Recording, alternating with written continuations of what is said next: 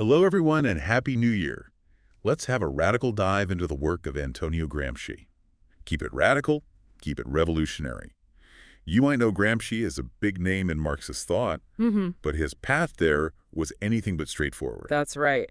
To truly get Gramsci, you need to look beyond the usual Marxist story. His ideas were shaped by a really interesting blend of influences, Oh, yeah? particularly from anarchist thinkers and activists. That's what makes this deep dive so fascinating. Right. It's all about those lesser-known influences and how they helped him create a unique take on Marxist theory. You can't separate Gramsci's ideas from where they came from. You really can't. His upbringing in Sardinia played a huge role. Sardinia. Yeah. Wasn't that a hotbed for anarchism and syndicalism? Precisely. Back in the late 19th and early 20th centuries, Sardinia was a hub for these movements. These weren't just abstract ideas floating around.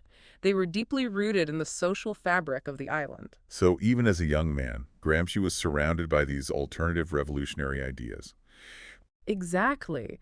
These early encounters with anarchist and syndicalist thought were like seeds planted in fertile ground waiting to blossom later in his life. It's like breathing in the intellectual air around you, even if you don't fully grasp it at the time. It becomes a part of you. And this is crucial because it challenges the idea that Gramsci simply inherited Marxist theory passively. He was actively engaging with a much broader and more radical intellectual landscape. His involvement with the Turin Factory Council movement also seems to have been a turning point for him. Absolutely. The Turin Factory Councils emerged during the red years of 1919-1920. The goal was to empower workers, giving them control over the factories. Giving them control over the factories. This movement drew inspiration from both socialist and anarchist principles. Oh, wow. A potent mix that greatly influenced Gramsci. So he was witnessing firsthand an attempt to create real change through direct worker action. And this experience profoundly impacted his thinking. He saw the potential for what we call prefigurative politics. Prefigurative politics.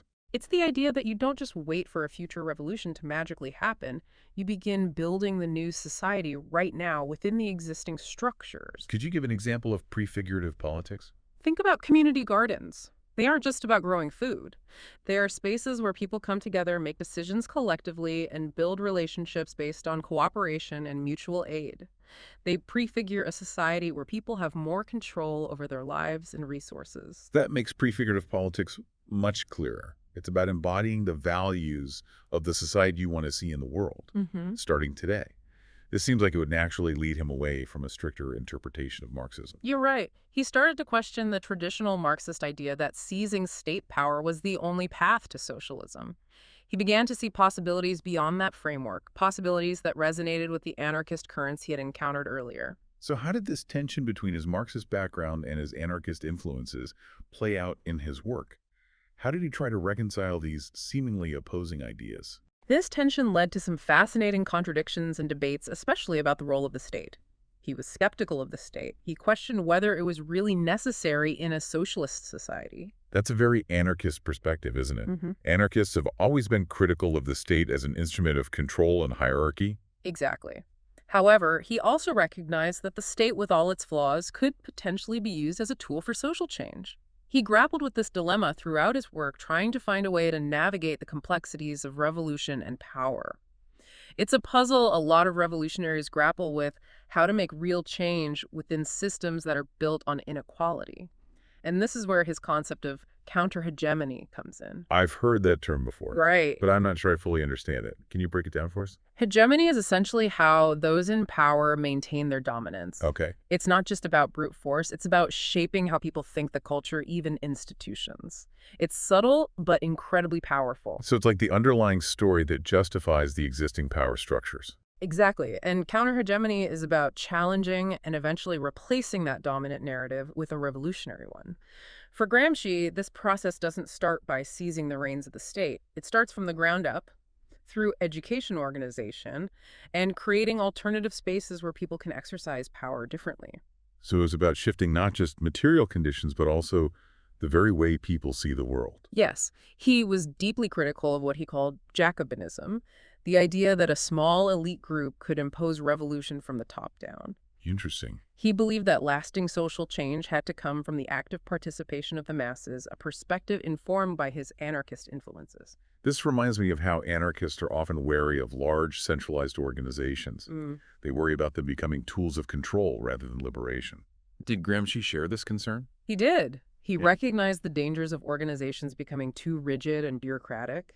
He saw value in spontaneity and organic movements, although he didn't completely dismiss the need for structure and organization. So finding that balance between structure and spontaneity was key for him. Absolutely. It's a tension that many social movements still grapple with today. How do you channel the energy and creativity of grassroots movements while also building the capacity to create real lasting change? Now, on the topic of the Bolshevik Revolution, Hmm. Gramsci's views were complex. Okay. He was initially quite enthusiastic about it. That's understandable. It was a pivotal moment for the international left. It was. But as time went on, he started to have concerns about the potential for authoritarianism, Yeah. something he saw developing in the Soviet Union. So he was wrestling with the potential pitfalls of revolutionary states, even those claiming to be based on Marxist ideals. He was. This is another place where his anarchist leanings become apparent. For Gramsci, revolution wasn't simply about seizing power. It was about fundamentally transforming the nature of power itself. And that transformation had to be grounded in democratic participation and a genuine shift in how people relate to each other and to power. Precisely. A truly socialist society, in his view, couldn't just replicate the hierarchical structures of the capitalist state. He believed it had to be something radically different, something more aligned with the anarchist ideal of a society without rulers. So where did he envision this radical difference coming from? He placed a lot of hope in the power of workers' councils and other forms of direct democracy.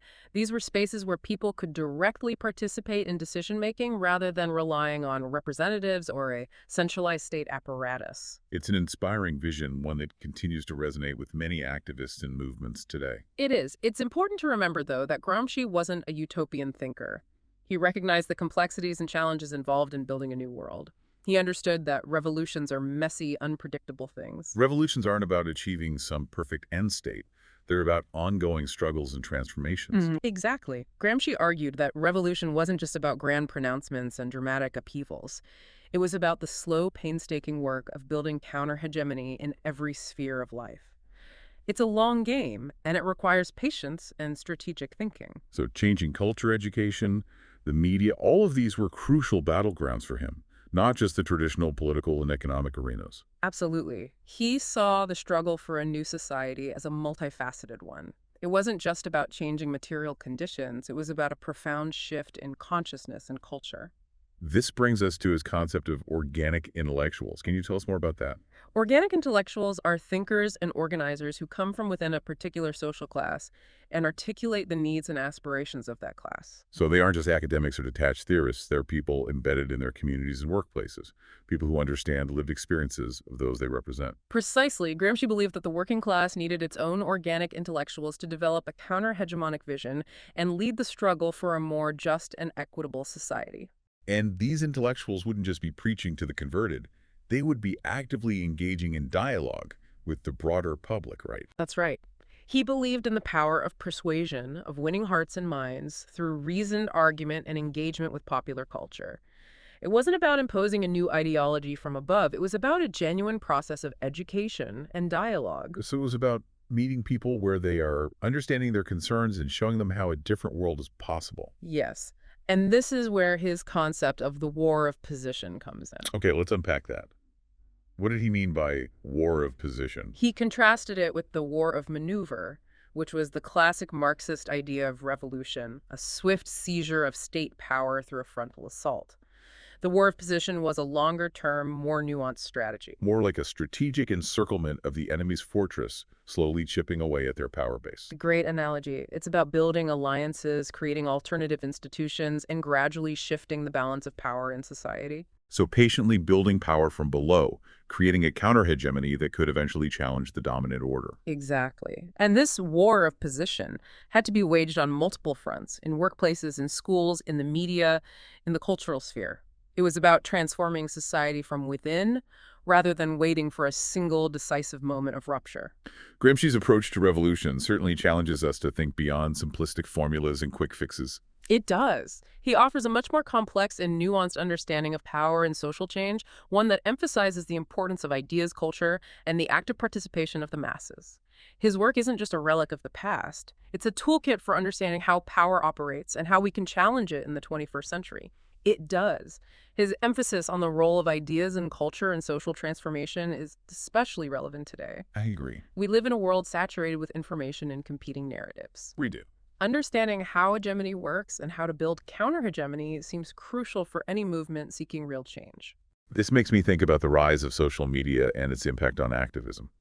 On the one hand, it can be a powerful tool for organizing and spreading awareness, but it can also be a breeding ground for misinformation and superficial forms of engagement.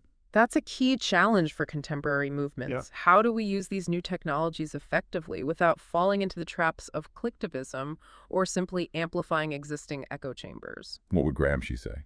Gramsci would likely urge us to be strategic and discerning in our use of these tools, to focus on building real relationships and fostering dialogue, not just generating viral content.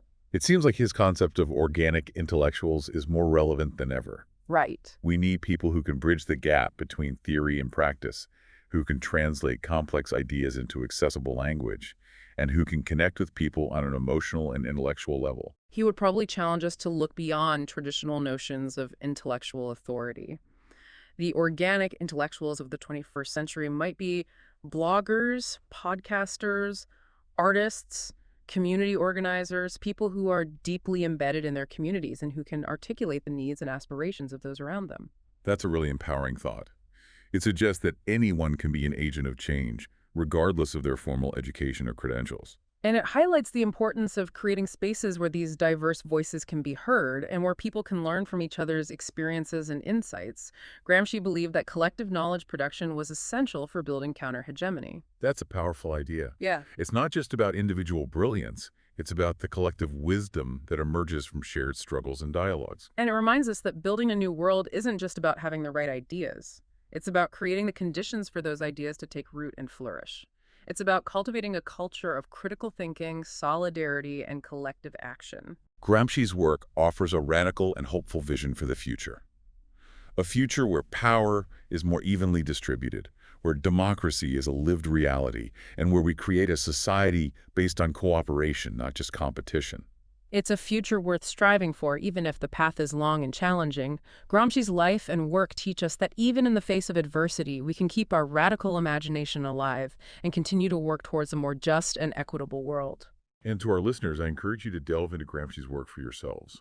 Grapple with his complex and challenging ideas, and consider how they might inform our collective efforts to build a more just and equitable world. Keep it radical. Keep it revolutionary.